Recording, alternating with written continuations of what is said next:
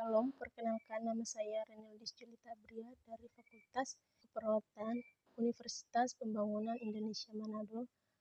Pada kesempatan kali ini, saya akan menjelaskan 6 benar pemberian obat kepada pasien untuk memenuhi tugas mata kuliah Ilmu Dasar Keperawatan dari dosen Nurse Lady Lapian Escape MKes. Yang pertama, ada benar pasien. Prinsip pertama yang harus kita pastikan untuk pemberian obat adalah benar pasien. Untuk memastikan bahwa pasien yang akan kita berikan obat, identifikasi pasien yang harus dilakukan yaitu dengan cara menanyakan nama dan identitas kepada pasien yang sadar, dengan pertanyaan aktif atau kepada keluarga pasien apabila pasien tidak sadar. Setelah itu, periksa identitas pasien seperti papan identitas di tempat tidur, gelang identitas, dan medical record yang tertulis di gelang pasien. Yang kedua, benar obat. Obat memiliki nama dagang dan nama generik. Setiap obat dengan nama dagang yang baru kita dengar namanya harus diperiksa nama generiknya. Bila perlu, hubungi apoteker untuk menanyakan nama generik atau kandungan obat sebelum memberi obat kepada pasien. Label pada botol atau kemasannya harus diperiksa 3 kali. Pertama, saat membaca permintaan obat dan botolnya diambil dari rak obat. Kedua, label botol dibandingkan dengan obat yang diminta. Ketiga, saat dikembalikan ke rak obat, jika labelnya tidak terbaca, isinya tidak boleh dipakai dan harus dikembalikan ke bagian farmasi.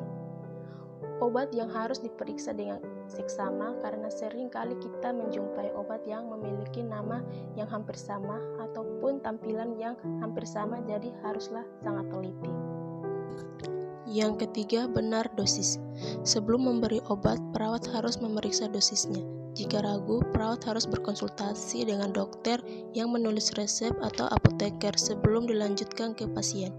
Karena dosis sangat penting, kalau dosis tidak sesuai atau kelebihan misalnya dapat menyebabkan overdosis, dan kalau kekurangan dosis obat tidak akan bekerja dengan maksimal.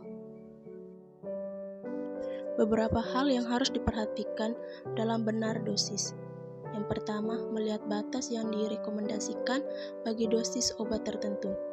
Kedua, perawat harus teliti dalam menghitung secara akurat jumlah dosis yang akan diberikan dengan mempertimbangkan berat badan klien, dosis obat yang diminta atau diresepkan, dan tersedianya obat.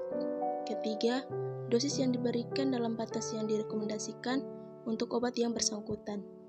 Keempat, dosis yang diberikan kepada klien sesuai dengan kondisi klien. Yang keempat, benar cara pemberian.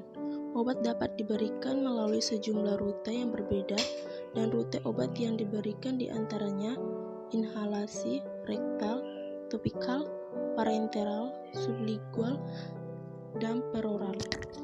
Yang kelima, benar waktu. Ini sangat penting, khususnya bagi obat yang efektivitasnya tergantung untuk mencapai atau mempertahankan kadar darah yang memadai. Jika obat harus diminum sebelum makan, untuk memperoleh kadar yang diperlukan, harus diberi 1 jam sebelum makan.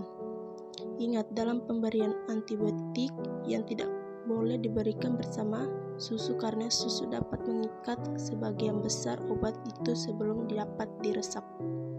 Ada obat yang harus diminum setelah makan untuk menghindari iritasi yang berlebihan pada lambung, misalnya asam mefenamic. Dan juga pemberian obat harus sesuai dengan anjuran yang telah diberikan oleh dokter. Misalnya, pasien mendapatkan obat 3 kali sehari. Berarti obat tersebut harus masuk setiap 8 jam sekali. Interval pemberiannya tidak boleh kurang ataupun lebih karena dapat mengurangi efektivitas obat tersebut.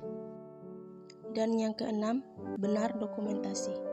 Pemberian obat harus sesuai dengan standar prosedur yang berlaku di rumah sakit. Perawat harus selalu mencatat informasi yang sesuai mengenai obat yang telah diberikan serta respon klien terhadap pengobatan. Perawat harus mendokumentasikan kepada siapa obat diberikan, waktunya, rute, dan dosis setelah obat itu diberikan. Sekian dan terima kasih.